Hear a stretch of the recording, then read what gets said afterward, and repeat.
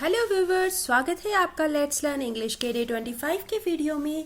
जैसे कि आपको याद ही होगा, डे 24 के वीडियो में हमने जाना था कि जब भी कोई मुसीबत के समय हमें दिलासा देता है तो वो इंग्लिश में किस तरीके के शब्दों का प्रयोग करता है।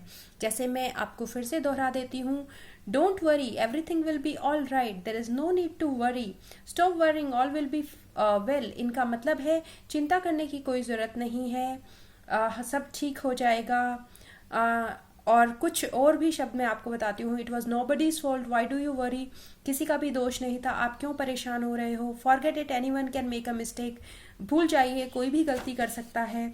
और आखिरी में हमने पढ़ा था, life is not suffering all the time, जीवन हमेशा दुखी होने के लिए नहीं होता।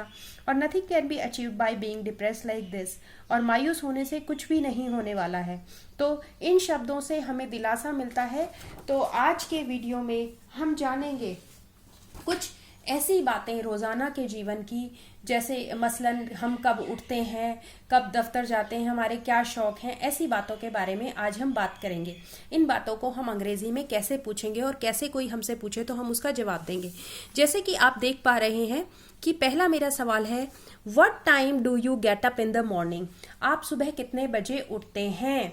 इसके जवाब में आप कहेंगे आई गेट अप एट, अगर आप 6 बजे उठते हैं तो 6 AM बोलेंगे, 6:30 पे उठते हैं तो 6:30 बोलेंगे। अगला सवाल है, what do you have in the morning, T और कॉफ़ी, आप सुबह क्या पीते हैं, चाय या coffee.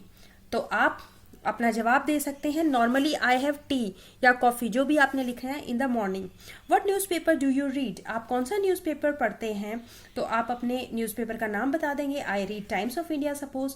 Do you have time to read newspapers, क्या आपके पास न्यूज़पेपर पढ़ने का समय होता है, तो आप इसका उत्तर दे देंगे कि अगर आपके पास समय होता है तो आप यस आई हैव बोल देंगे, और अगर नहीं होता तो नो आई डोंट हैव कर सकते हैं। ऐसे ही अगला आपको सवाल है कि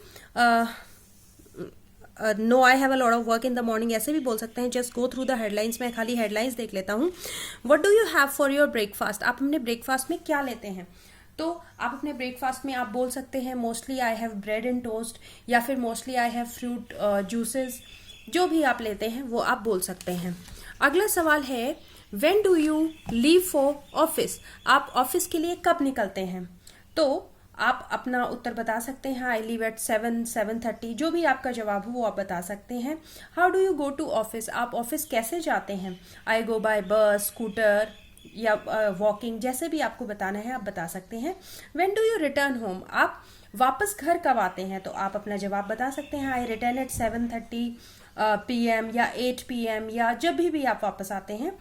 एक बात आपको ध्यान रखनी है, यदि आप शाम के मतलब अगर आप शाम के टाइम में आते हैं तो आप PM का इस्तेमाल करेंगे, ठीक है। दोपहर के 12 बजे के बाद आप PM का इस्तेमाल करेंगे, और उससे पहले आप AM का इस्तेमाल करेंगे। सुबह ऑफिस जाने के समय के साथ आप AM लिखेंगे, और वापसी के समय आप PM लिखेंगे।